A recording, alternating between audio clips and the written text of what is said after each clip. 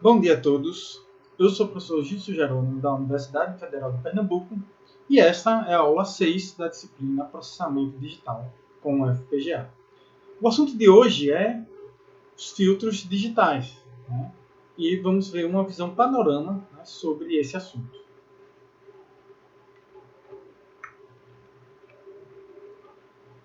Esses são os conteúdos que vamos abordar na aula de hoje, tá? Então vamos ver aí uma visão panorâmica, né, sobre o assunto de filtros, né, no geral, e com ênfase também em filtros digitais, passando aí por uma revisão, né, sobre o teorema da amostragem. Tá? Os principais pontos a destacar na aula de hoje, né, são a questão dos filtros FIR, né, que são os filtros com resposta ao impulso infinita. Tá? Dentre esses dois filtros, as principais implementações são o filtro Hague e o filtro de aritmética distribuída, também chamado de DA. Tá?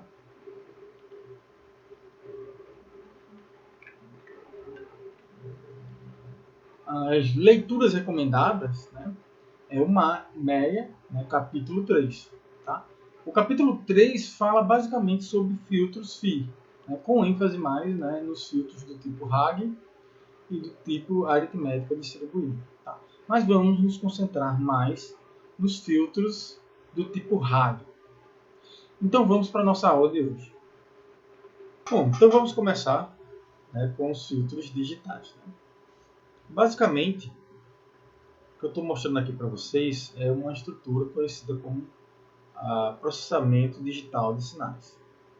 Desse tipo de estrutura, né, desse tipo de arquitetura, né, um sinal em tempo contínuo, né, ele é amostrado, né, ele é convertido de contínuo para discreto, né, é feito um processamento, né, em tempo discreto nesse sinal, né, esse filtro aqui HDZ seria um filtro em tempo discreto. A partir desse resultado, você pode pegar a saída desse filtro e converter ela de volta para tempo contínuo. Né? Isso é o que nós chamamos de um processamento digital de um sinal analógico. Tá?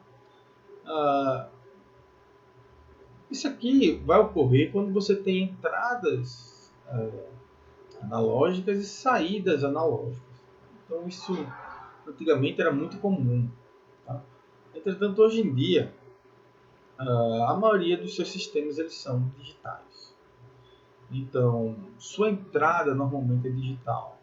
Se você está, por exemplo, fornecendo valores de um controle e esse controle codifica a saída de forma digital, então sua entrada é digital. Se sua entrada elas são dados de sensores, né, e esses sensores codificam os resultados de maneira digital, então também sua entrada é digital. Né? Então, muitos dos sistemas já possuem entrada digital. Né? O que você precisa é ter, às vezes ali você vai jogar esse resultado, aí de repente você quer jogar para um áudio, né? De repente você quer traçar um gráfico ou fazer um controle, né, de um dispositivo que tem uma entrada analógica. E aí você precisa se converter esse dado que é digital de volta para um dado analógico. Tá?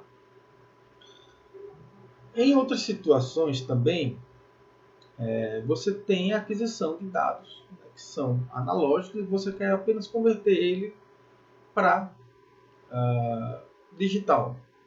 Né, e fazer todo o processamento digital, seu resultado final vai ser utilizado para controlar, né, um atuador que ele trabalha com uma codificação digital.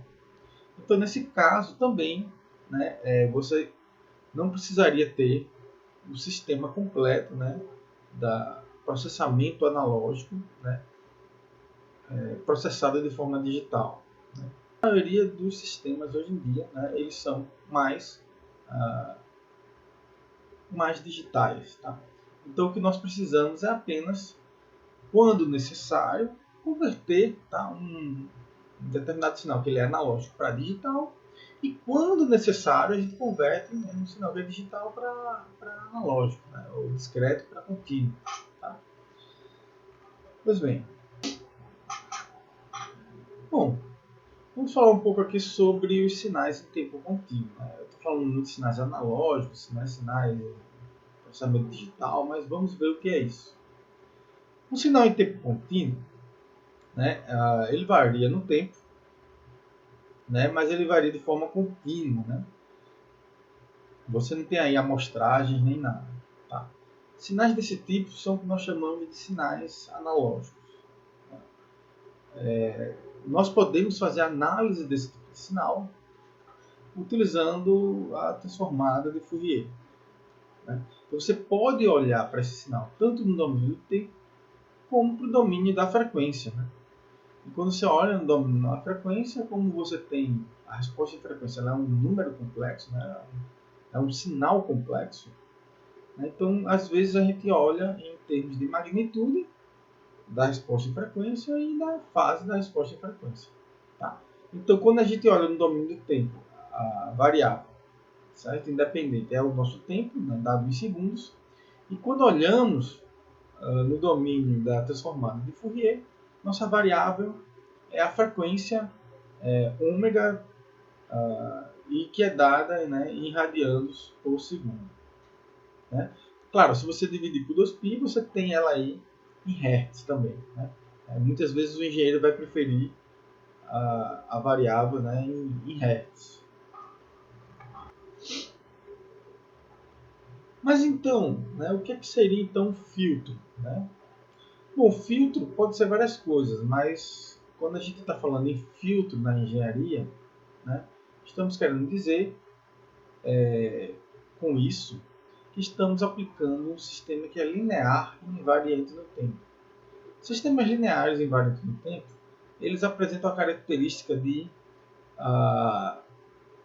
ter uma resposta em frequência, ou seja, o que você vai produzir na saída é apenas uma atenuação, né, ou um ganho de frequências e componentes de frequências que você já tem, né, no seu sistema. Você pode inclusive zerar algumas delas, cancelar algumas delas. Né? Então por isso que também se chama filtro. Né? Então imagine aqui que você queira, por exemplo, você está interessado apenas, né, nessa frequência aqui de máxima energia do sinal, e aí você projeta esse filtro aqui que tem uma resposta praticamente ideal. Tá? E aí, né, a sua saída, o resultado da sua saída, ele vai ficar mais ou menos dessa forma aqui. É como se ele cortasse o sinal e agora você ficasse com o sinal apenas de interesse. Tá? Mas qual o problema disso aí?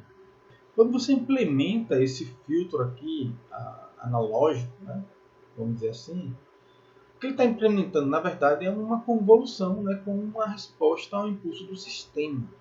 Né? E, de repente, para você implementar esse filtro aqui, né,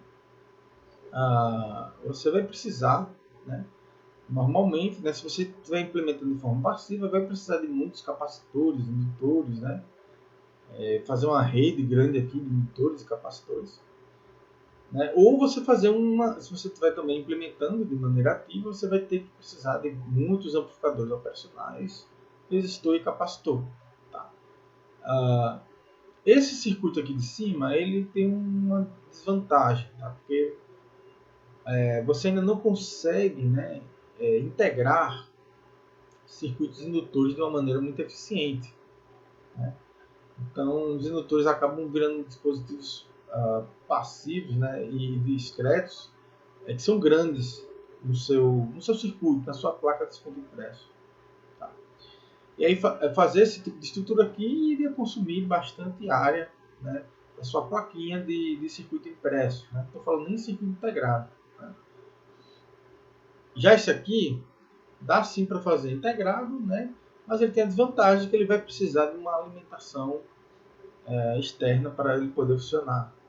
Né? Então, já esse aqui não precisa de nada. Entrou o dado, já está saindo dado sem nenhuma necessidade de alimentação. Mas, de qualquer forma, fazer um filtro desse tipo aqui, mesmo que você coloque muitos desses circuitos aqui, ainda não fica tão perfeito. Tá? Claro, quanto maior a ordem do filtro, mais, digamos assim, ideal você pode fazer filtros desse tipo aqui. Tá? Bom, então uma saída, né, para aquele tipo de filtro, né, para que você não tenha que implementar ou não possa, né, que você não tem espaço no seu circuito impresso para colocar muitos indutores, né, ou muitos amplificadores operacionais. Então, uma solução para isso simples é você fazer a aquisição do sinal analógico, faz todo o processamento digital e depois converte de volta para analógico. Isso seria equivalente a você ter um filtro analógico, mas ele implementado em tempo discreto. Tá? Então, quando a gente tem um filtro em tempo discreto, claro, não é. Quando a gente fala em tempo discreto, não é exatamente digital. O digital ele vai envolver alguns outros esquemas aqui, que é a chamada quantização. Tá? Mas se nós fizermos a aproximação de que a quantização é grande o suficiente, nós estamos usando muitos bits para representar o nosso sinal, então vamos fazer a aproximação de que a computação digital ela é bem próxima dos resultados da computação em tempo discreto. Então, o que vamos nos concentrar agora é nesse tipo aqui de sinal, né, nesse tipo de estrutura. Vamos estudar os filtros em tempo discreto. Filtros de tempo discreto, tá? Vocês sabem, né, que agora você não tem mais o sinal no tempo, né? Você tem amostras de sinal. E você meio que acaba dissociando o tempo dele, né? Então você tem a amostra 0, a amostra 1, a amostra 2, você pode ter infinitas amostras aí, né, teoricamente, para você montar um sinal em tempo discreto. E esse sinal ele pode ser analisado com a transformada de Fourier de tempo discreto. Bom, claro, isso aqui vai muito agora para o curso de sinais de sistemas ou processamento digital de sinais. E essa transformada de Fourier de tempo discreto ela é periódica de período 2π. Né? Então, o que é que significa isso? Né? Mas, num termo mais pragmático, certo? É que se você tem um período, né, de 2π dessa resposta em frequência, né, supondo que você tem um módulo, né, e o ângulo, você consegue, né, supondo que você tem esse resultado de menos π até π. Então é periódico. Então você tem para todas as frequências. Né? Mas basta que você tenha um único período, você pode reconstruir o seu x de n exatamente como ele era antes. Né? Então, para fazermos análise, né, de sinais em tempo discreto, basta observar apenas um período, tá, desse tipo de sinal. Tá? Bom, agora aqui temos duas variáveis diferentes. Né? O m ele é amostras e essa frequência aqui, que vamos chamar de frequência discreta, ela é a unidade que vamos chamar dela, né, é adimensional. Tá? Alguns autores também chamam de radianos por amostras, que você também pode dividir por 2π e chamar de hertz por amostras. Né? Bom, pessoal, mas antes então de entrar em detalhes dos filtros Phi, né, vou falar um pouco sobre o teorema da amostragem, né, que basicamente vai fazer um link, tá, entre a frequência de sinais em tempo contínuo e a frequência discreta, né, dos sinais em tempo discreto. Então, uma maneira bem simples, né, de fazermos a conversão de sinais em tempo contínuo para sinais em tempo discreto é realizar a amostragem por meio dessa continha aqui. Então, basicamente, o que estamos fazendo é estamos pegando, né, o XC e amostrando, né, em intervalos de tempo, né, periódicos, né, que vamos chamar de período de amostragem. Esse período de amostragem, o inverso dele, tá, também é conhecido como frequência de amostragem. Tá? Então, nós podemos escrever isso aqui. Tá? E aí, basicamente, essa é a continha que é feita, tá? A pergunta é, uma vez que a gente faz isso, qual é a relação entre esse sinal aqui, que tem essa resposta em frequência aqui, para um sinal em tempo discreto, no qual a resposta em frequência dele é periódica. Tá? E um dos resultados interessantes que vocês vão aprender na disciplina de processamento digital de sinais é que a relação, né, entre a resposta desse sinal e esse aqui, em tempo discreto, é essa aqui. Parece, a princípio, bem complicado. Né? Mas olha só. O que nós temos, né, suponha que esse XC ele tem essa frequência aqui que nós chamamos de ômega n maiúsculo, né, é o que nós chamamos de frequência de Nyquist. Isso é conhecido como a máxima componente de frequência do nosso sinal que está sendo analisado. Né? Nesse caso aqui está sendo dado, né, em radianos por segundo. Significa que a partir dessa frequência, a minha componente, né, de Fourier, né, minha transformada de Fourier no meu sinal, vale zero, a frequências maiores. Né? Ou, na prática, o que consideramos aqui fica muito pequeno, né, muito próximo de zero, e aí isso pode ser de alguma forma negligenciado. Quando isso aqui acontece, né, então você calcular essa transformada, né, de Fourier de tempo discreto, né, e observar ela, você vai ter cópias, né, soma de cópias desse sinal aqui. Né? Bom, mas vamos ver algumas simplificações. Tá? Então, né, se o módulo de XC de J ômega for aproximadamente zero, se você puder negligenciar esse valor, né, para frequências, né, acima de uma frequência que já vamos chamar de frequência de Nyquist, desse sinal aqui, né? E vamos considerar também, né, que essa frequência aqui, quando a gente passar, né, para o domínio tempo discreto, que ela vai ficar discreta aqui, né, nota que vai ficar um ômegazinho n, que vamos ver que tem uma relação sim com esse ômega n. Né? Vamos considerar também que esse ômegazinho aqui, n, né, ele é menor do que π. Né? Então, isso aqui, né, essas duas condições, né, é o pré-requisito para o teorema da amostragem, que vamos ver. Né?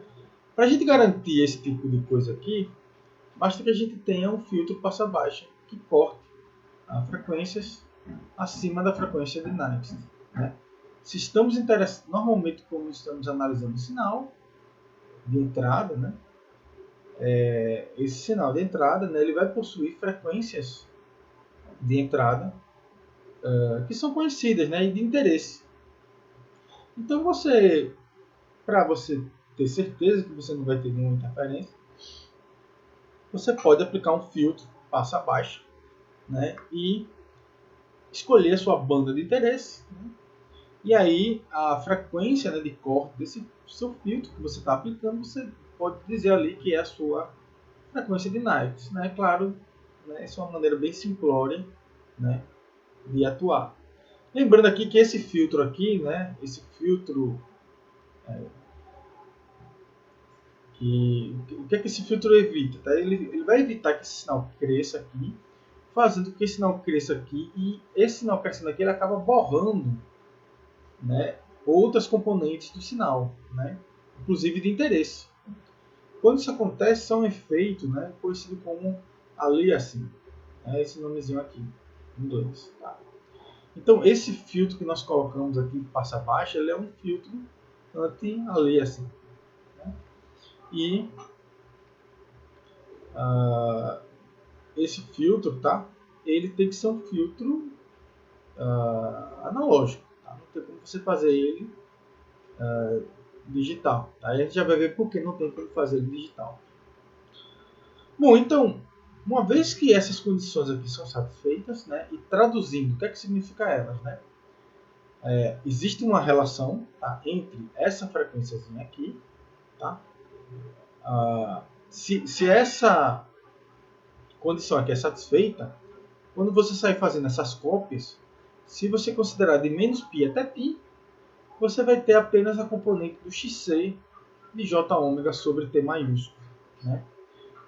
E aí a relação entre a frequência de tempo contínuo e tempo discreto, né? Claro que ainda tem um fatorzinho aqui, né, de 1 sobre t, que vai estar sendo multiplicado, mas, né, em termos de formato, né, temos essa relação aqui simples, né, e é uma relação linear, tá, entre frequência em tempo discreto e frequência em tempo contínuo, né? Então essa frequência aqui em tempo discreto e frequência em tempo contínuo. A relação é bem linear e ela depende somente do período de amostragem. Tá? E basicamente essa condição aqui de ômega n ser menor do que π, né, se você coloca aqui, significa basicamente que a frequência de amostragem ela tem que ser 2 vezes, pelo menos, né, 2 vezes maior do que a frequência de Naides do meu sinal. Tá?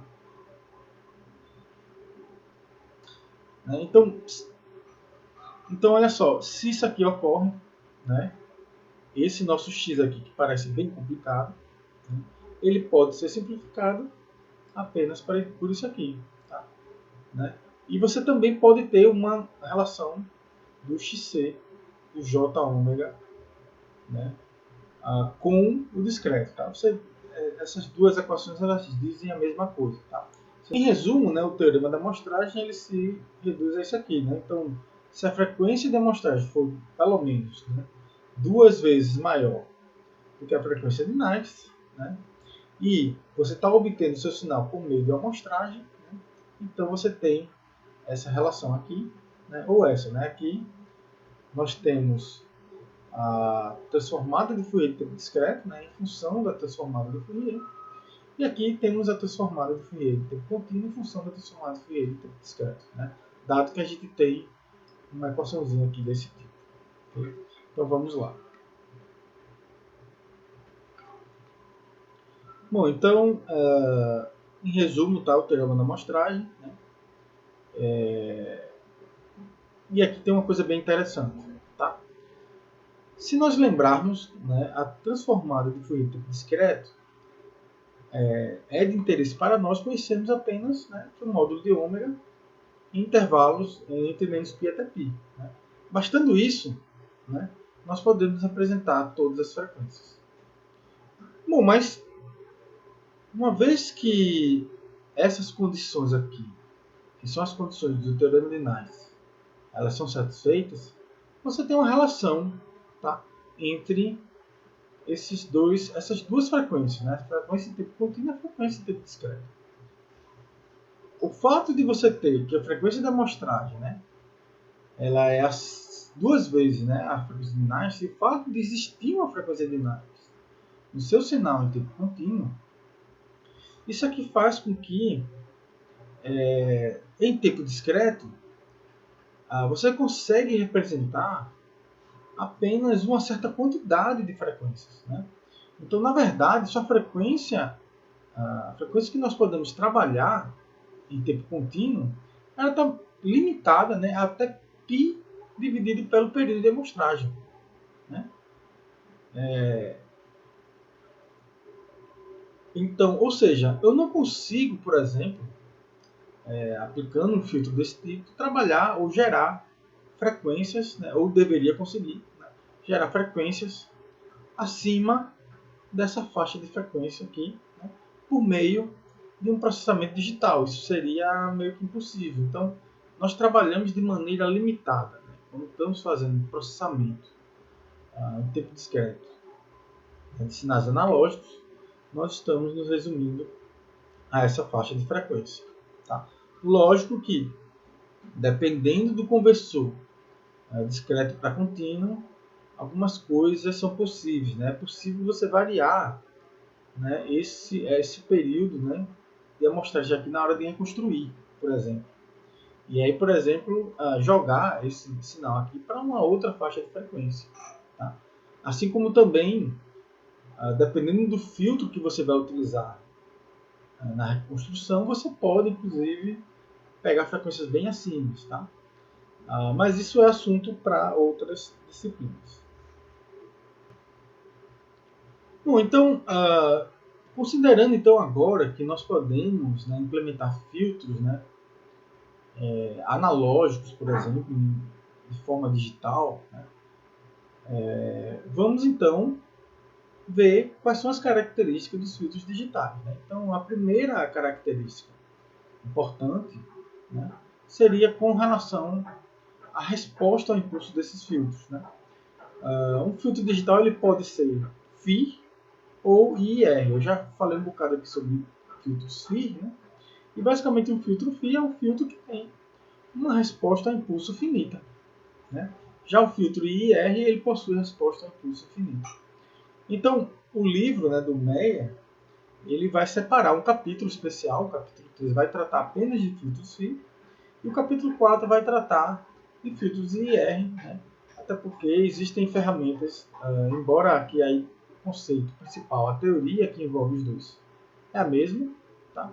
Mas a forma de implementar, né, as ferramentas disponíveis, né, para implementação para ambas as situações, elas são muito diferentes. Tá? Então vamos ver isso aí. Então vamos agora, tá, nos concentrar nos filtros FI. Tá?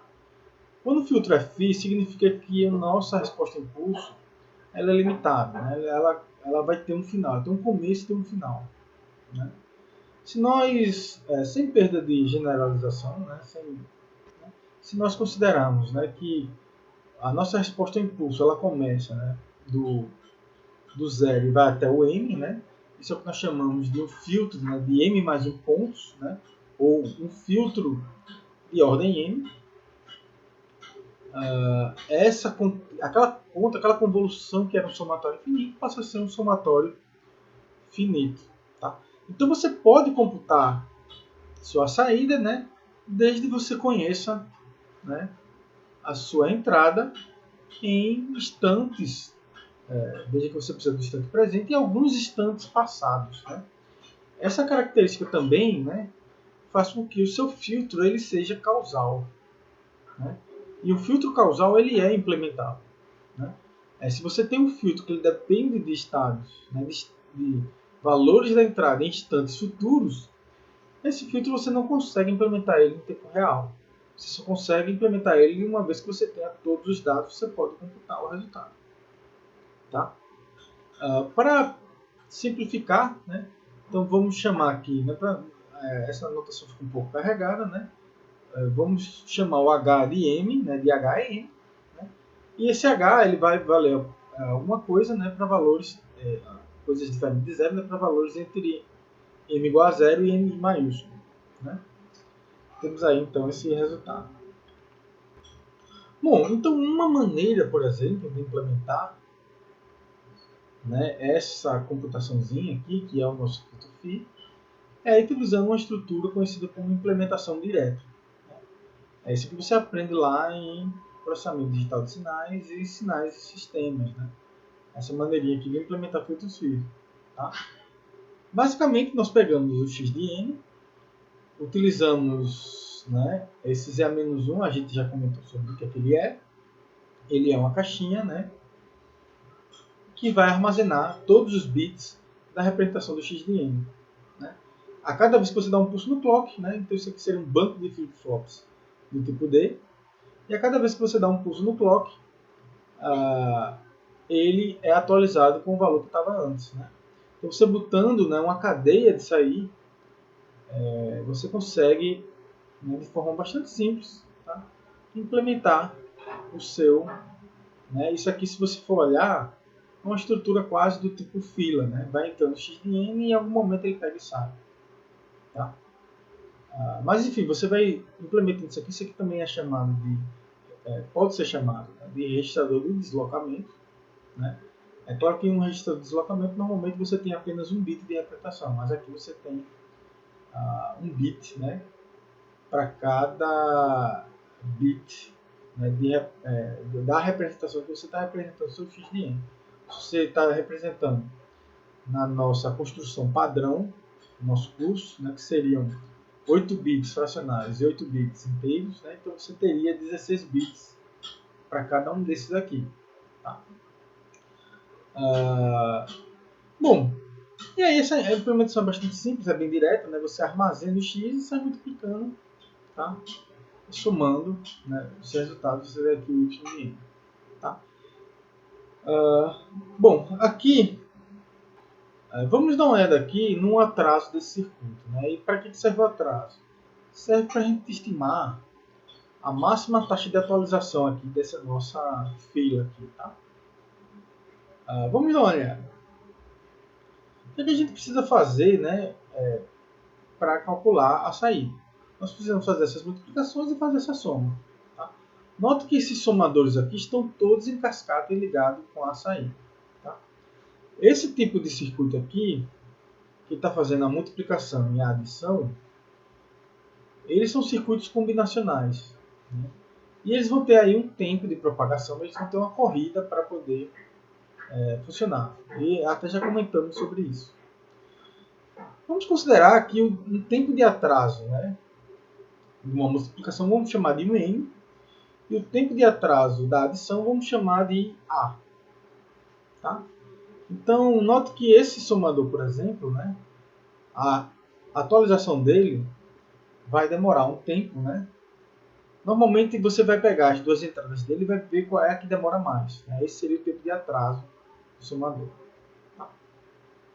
Então você teria aqui, né, uma multiplicação, outra multiplicação nos dois lados.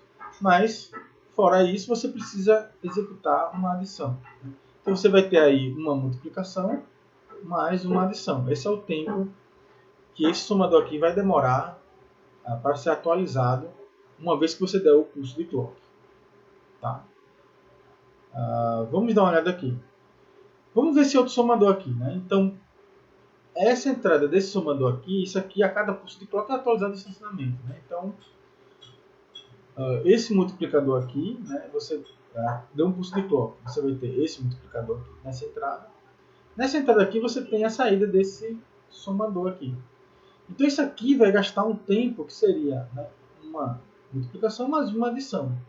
Note que aqui você tem uma outra adição. Então você somando os dois, né, o tempo de atraso, né, máximo, note que esse 1m aqui nem influencia, porque ele tem aqui também, seria uma multiplicação mais duas adições. Bom, quando você sai propagando isso para as somas, né, a sua saída final ela vai ter um atraso que vai ser uma multiplicação mais m, em que m, tá, é exatamente a ordem do seu filtro. Né? Então você vai ter aí m atrasos. Tá? M atrasos de adição. Tá? Então, se o seu período de propagação é esse, tá? Uma conta bem simples que você faz é que o período de atualização do clock, né? Então esse período, né, você pode inclusive escrever como sendo 1 sobre a frequência do clock. Então esse período do clock ele tem que ser maior, né? Ou seja, eu posso atualizar isso aqui, o tempo que eu tenho que dar para fazer uma nova atualização ele tem que ser grande o suficiente para que minha saída fique estável. Senão eu vou atualizar antes desse resultado aqui ficar pronto. Né? Então, nós levamos em consideração isso, né, e nós concluímos, né, que a frequência do clock ela tem que ser menor. Né? Então ela é limitada, né, por 1 dividido por 1 mais um período da multiplicação mais m períodos de adição. Tá? Marca esse resultado aqui. É m períodos da adição. Né? Eu vou mostrar uma implementação aqui que ela vai ser um pouco mais eficiente em termos da frequência do clock. Né? Note que a frequência do clock ela limita a velocidade do seu circuito. Tá? Então, se isso aqui é muito baixo, né, a sua taxa de atualização ela tem que ser baixa. Então, se você consegue fazer com que esse resultado aqui ele fique menor, você pode trabalhar com uma frequência de clock maior do que essa aqui. Então vamos dar uma olhada nesse outro circuito aqui. Esse aqui, pessoal, é conhecido como uma implementação reversa, tá, daquela estrutura lá que a gente tinha feito. Tá? O filtro. Se você for notar, a resposta é a mesma. Tá? Só está implementado de uma maneira diferente. Aqui eu não estou armazenando os valores de x. Tá? Aqui eu estou armazenando já, digamos assim, resultados já pré-computados. Mas note ó, que quem vai ser o y de n? Vai ser h0 x de n, tá aqui. Você vai ter essa outra componente aqui, né, que é quem? Note que está tudo somando, tá? Então, quem é essa componente aqui é o x de n vezes o h1, sendo que multiplicado por 0 a menos 1, isso vai dar um atraso. Então, seria h1 x de n menos 1. Quando for pegar o outro termo, vai ficar x de n multiplicado por h2. Quando der o atraso, tem esse atraso e esse atraso. Então vai estar deslocado de 2. E assim por diante. No final, você vai ter essa mesma expressão aqui. Tá? Uma maneira simples é você pegar a estrutura reversa. Tem uma maneira simples, uma maneira prática de você fazer isso. Né? Simplesmente o que era entrada, você coloca saída. Muda o sentido aqui do multiplicador. Tudo que era somador passa a ser ramificação. Né? E o que era ramificação vira somador. Tá? Então essa é uma regra básica. Né? E aí você troca, né? Entrada com saída. Tá? É uma regrinha básica. Mas vocês encontram isso no livro lá de sinais e sistemas ou processamento digital de sinais. Né? Então vamos lá. Com essa implementação aqui, a gente tem a seguinte vantagem. E qual vantagem que nós temos? Tá? Vamos analisar agora o tempo de atualização da saída. Tá? Note que a saída vai ser atualizada, né? A partir de uma multiplicação, seria aqui. E aqui eu tenho, né, esse aqui é atualizado imediatamente. Aqui eu tenho apenas, então, uma multiplicação aqui, mas essa adição seria apenas uma multiplicação mais uma adição. Tá? Bom, mas claro que você tem que verificar, né, o tempo de propagação para todas as entradas. Então, se você olhar essa primeira aqui, né, o meu flip-flop ele precisa de um tempo de uma multiplicação. Esse aqui vai precisar também de uma multiplicação mais uma adição. Esse aqui uma multiplicação mais uma adição. Então, note que o tempo para todo esse circuito aqui se estabilizar, ele vai ser agora um pouco menor. Em uma multiplicação e uma adição, todo esse circuito aqui está atualizado. E aí, comparando com a limitação da nossa frequência de clock, aqui a gente tem apenas um M e um A. Né? Se você despreza essa multiplicação, até porque essas multiplicações podem inclusive ser mais simples, né, do que o somador, né? O que vai acontecer aqui você teria que esse circuito aqui ele é M vezes mais rápido do que o circuito anterior. Ele pode funcionar uma taxa de atualização M vezes mais rápido. Tá? Mas essa não é apenas a única vantagem desse tipo de estrutura, não. Tá? A vantagem principal é que nós vamos poder utilizar uma estrutura conhecida como RAG. Né? Esse algoritmo você encontra lá no capítulo 3. Tá? E é um algoritmo que ele envolve uma certa heurística, tá? Envolve o uso de tabelas. Mas nós vamos, eu vou aqui apresentar de uma maneira mais prática, tá? Para que você entenda mais ou menos como é que você roda um RAG. Tá? Mas na prática você vai utilizar um algoritmo para buscar, né, como é que você implementa o seu RAG. Tá? Então, em que se baseia o RAG? Tá? Se você for olhar, todos esses multiplicadores, né, eles agora estão multiplicando pelo mesmo x. Tá? Então você vai ter um x e você vai ter que ter uma saída que é xh0, xh1 até o xhn. Né? Então note que vai ter muita coisinha aqui que talvez você possa aproveitar entre esses multiplicadores. E é exatamente isso que o RAG vai fazer. Né? O que na prática vai ser feito é que esses multiplicadores aqui, todos eles vão ser implementados com somadores. Tá?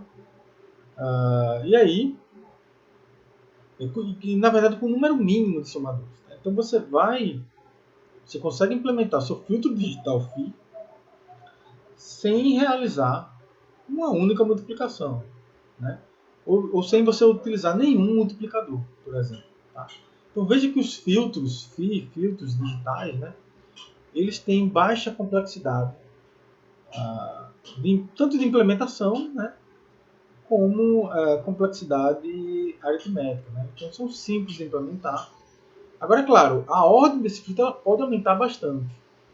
E aí, a forma de você organizar esse RAG, né, o algoritmo para você rodar o RAG, vai ficando complicado. Tá? Mas lembre-se que esse algoritmo ele é rodado de forma offline, ou seja, você vai rodar esse algoritmo para encontrar o circuito que vai implementar o seu RAG. Uma vez que esse algoritmo está pronto, você vai colocar ele no seu FPGA e o seu circuito vai rodar de forma simples, tá? sem ficar muito pesado. Tá? Então vamos dar uma olhada aqui nas principais características, né, desse tipo de implementação reversa, né, que nós chamamos. Primeiro, é mais rápido, né, do que a implementação direta. Você pode utilizar o RAG, né, na outra você não pode utilizar o RAG. E tem uma desvantagem, lógico, né, tudo tem que ter o seu preço. Né. O que vai acontecer aí é que você não pode implementar filtros adaptativos com esse tipo de circuito aqui. Né? Você, na outra estrutura, na estrutura direta, você pode fazer isso. Tá? E aí você mantém, como você está gravando, né? Suas entradas, né, em instantes diferentes, alterar esses coeficientes não iria fazer com que você alterasse suas entradas, né, anteriores. Já aqui está tudo atrelado, está tudo entrelaçado. Você fazer filtros adaptativos com a estrutura desse tipo aqui, você vai ter resultados bem inesperados. Então vamos lá. Bom, então aqui, pessoal, eu vou mostrar também, tá, um outro tipo, tá, de implementação. Vamos considerar aqui, né, vamos pegar agora a implementação direta, tá, aquela que é menos eficiente, tá, mas aquela que a gente consegue armazenar as nossas entradas. Né, e aí eu vou fazer esse cortezinho aqui, tá, para a gente ver o que a gente vai ter nessa região aqui. Tá. Então, note que quando você, né, faz aquele corte, né, você tem suas entradas, né, elas estão todas armazenadas aqui. Né? E aí o seguinte, né, primeira vantagem disso aqui é que isso aqui, para você fazer filtros adaptativos, né, isso aqui é bem interessante. Vamos definir, então, um vetor, né, de entradas. Né? Esse vetor de entrada ele depende do n, né, e basicamente o que é que ele tem? Ele tem as entradas mais atuais do seu sinal. Né? Note que está passando aqui por um sistema de fila. Tá? Então vamos definir isso aqui como nosso vetor de entrada. Tá? Nós podemos também definir nosso vetor H0, né? Que é as componentes que nós estamos multiplicando. Tá? E aí note que o y de n basicamente é um produto escalar entre, né, o h e o x de n. Né? Entre esses dois vetores. É um produto escalar simples. Tá? E nós sabemos que se nós já temos esse resultado aqui armazenado, tá? Nós podemos utilizar uma estrutura recorrente, né, para fazer o filtro. Né? Não só isso, nós também podemos usar aquela aritmética distribuída, né, que nós vimos em aulas anteriores. Né? Então, basicamente, né, utilizar a aritmética distribuída seria, né, implementar aqui um circuito para você obter o seu vetor de entrada. Né? Note que é uma fila, né, os x vão sendo atualizados. Né?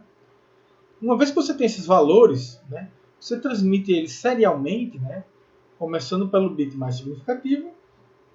Você vai ter que ter uma ROM aí, né, e o tamanho da ROM, né, vai ser, né, o endereçamento da ROM vai ser exatamente o tamanho desse seu vetorzinho aqui, né, que ele vai ter m mais 1 componentes, né?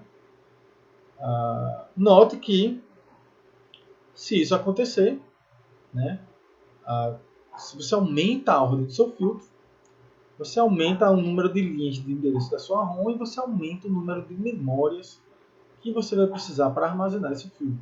Tá? Então, isso aqui pode ser um grande problema. Né?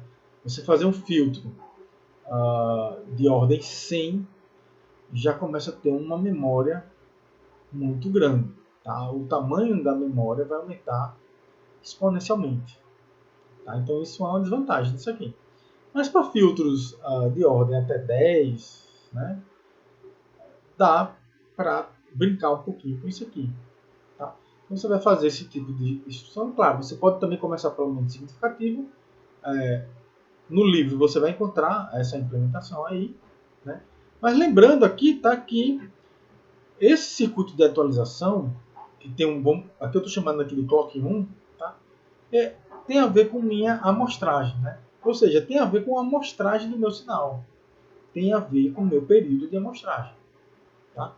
Então, esse clock aqui, essa taxa de atualização do meu XDN, tem a ver com o meu período de amostragem ou minha frequência de amostragem. Já esse clock aqui, né, que é o clock no qual você vai enviar esses dados serialmente, ele vai ser um clock diferente desse clock aqui. Tá? Então, a primeira coisa que você tem com esse tipo de circuitos é que você vai precisar de um gerenciamento de clock diferente. Tá? Esse clock aqui, né, inclusive você tem que dar um pulso para cada bit da representação do seu XDN. Né? E claro que isso aqui vai funcionar com representações do tipo ponto fixo. Né? Então, suponha que você tem aqui 16 bits, você vai precisar dar 16 pulsos de clock antes de um único pulso de clock desse aqui. Né? Então veja que esse clock 2 ele pode ter uma taxa de atualização bem maior. Né? Na verdade, vai ser o número de bits da representação do seu x vezes maior do que a frequência de atualização. Tá? Então veja que você precisa de uma... se isso aqui está trabalhando em altas frequências, né? Um circuito desse tipo aqui já seria um pouco inviável. Tá? Mas vamos considerar que estamos trabalhando a baixas frequências. Esse clock aqui é muito baixo, né? E aí esse clock 2 aqui também seria relativamente baixo. Né? Ele seria 16 vezes maior do que esse, mas se esse aqui é muito baixo, então 16 vezes seria um clock considerável, né? Poderia ser considerável, mas vamos supor que está na nossa faixa de operação aqui, do nosso FPGA, do nosso circuito, né? Que isso aqui não necessariamente precisa implementar no FPGA. Então esse circuito vai ter um clock aí muito rápido, tá? Precisa ter esse gerenciamento, né, para você saber quando é que você vai tirar esse resultado aqui do Y. Né? Pode precisar de uma memória alta, né, mas vamos considerar também que a ordem do filtro não é tão alta. Né? Isso aqui é o que nós estamos chamando, tá, de filtros DA, né? Ou seja, filtros com aritmética distribuída. Tá? O filtro anterior, tá? Esse filtro aqui é o que nós chamamos de filtros do tipo RAG. Tá? Então você vai ver lá no capítulo 3 que você vai ter esses dois tipos de filtro, filtro RAG, né? E você tem também, né, o filtro DA. Tá? Bom, antes de terminar essa aula, tá, eu vou dar uma explicada básica. Né? Se você vai lá, por exemplo, nas estruturas, né, da Intel, né, de FPGA, né, você pode, por exemplo, instanciar um microcontrolador dentro do seu FPGA, né, que é chamado de um NIOS. Né? Como se você tivesse um núcleo de processamento lá que você pudesse montar um microcontrolador com os periféricos que você, né, for utilizar. É quase como se você montasse um microcontrolador específico para a sua determinada aplicação. Tá? Nesse microcontrolador, né, você pode instanciar filtros digitais. Isso mesmo, pessoal. Então você já pode instanciar filtros lá digitais. Sendo que tem um detalhe, os filtros que você vai poder instanciar lá são esses filtros aqui de aritmética distribuídas. Tá? Isso por quê? Porque o algoritmo RAG, ele é um algoritmo que envolve uma heurística meio difícil de rodar ele. Né? Então, simplificar aquilo ali não é uma tarefa relativamente fácil, mas você fazer cálculos, né? daquela sua função, né? f de x de b, da ROM aqui, é relativamente simples. Então, rapidamente você monta aqui sua ROM com os valores que você quer e rapidamente você instancia e monta uma estrutura DA para, por exemplo, você construir um DSP. Né? Se você tem um microcontrolador e tem filtros lá dentro, né? Tem processamento digital, você tem ali também um DSP. Tá? Então você pode construir, lembrando que os seus filtros, nesse caso, normalmente, pelo menos ainda não havia, né, até a última vez que eu vi, distanciamento de filtros do tipo RAG. Tá? Você vai achar mais filtros do tipo DA, que é filtros de aritmética distribuída. Né? Filtros que vai ter que ter uma memória que pode ser grande, tá? Filtros que vai ter um gerenciamento de clock. Você tem que gerenciar isso no seu microcontrolador. Tá? Bom, e além desses dois tipos que são os principais, né, você ainda pode fazer filtros utilizando microcontroladores. Tá? Também, esses são chamados de filtros utilizando estruturas sequenciais. Né? Que é uma estrutura que ela é um pouquinho diferente. Né? Quando a gente vê a aula de aritmética distribuída, a gente vê a outra estrutura que é a estrutura de MAC, né? Multiplicação e multiplicação e acumulação, né? Basicamente. Né? Chama MAC-Caos. Né? E basicamente, quando você faz, né? Ou seja, você vai precisar de um único somador, um único multiplicador, mas você vai ter que ir acumulando. Né? Então isso aí você implementa numa estrutura sequencial de um microcontrolador, por exemplo, ou de um DSP. Tá?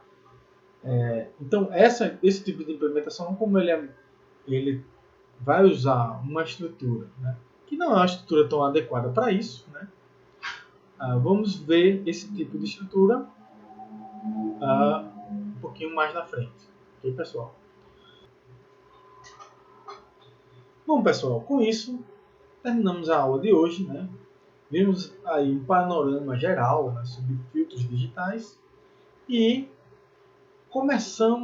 damos aquela introduçãozinha para o capítulo 3 do livro, né, que é o capítulo de filtros Phi. Tá? Nesse capítulo, tá, vamos ver mais a implementação utilizando estruturas de tipo RAG. Né? Essas sim são as estruturas mais eficientes. Né? E para você trabalhar em tempo real, principalmente se você tem filtros de alta ordem, né? E, além disso, trabalhando a uma alta taxa, você não vai conseguir implementar ele com filtro DA. Tá?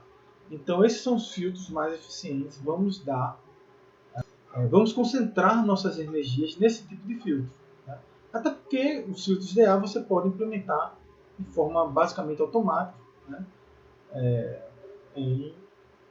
Ele é bastante simples de implementar. Ele é difícil um pouco de gerenciar. Né? Mas ele é simples de implementar. Então vamos nos concentrar mais nos filtros do tipo RAG. Ok, pessoal? Bom, com isso eu termino por aqui. Um abraço a todos e até a próxima.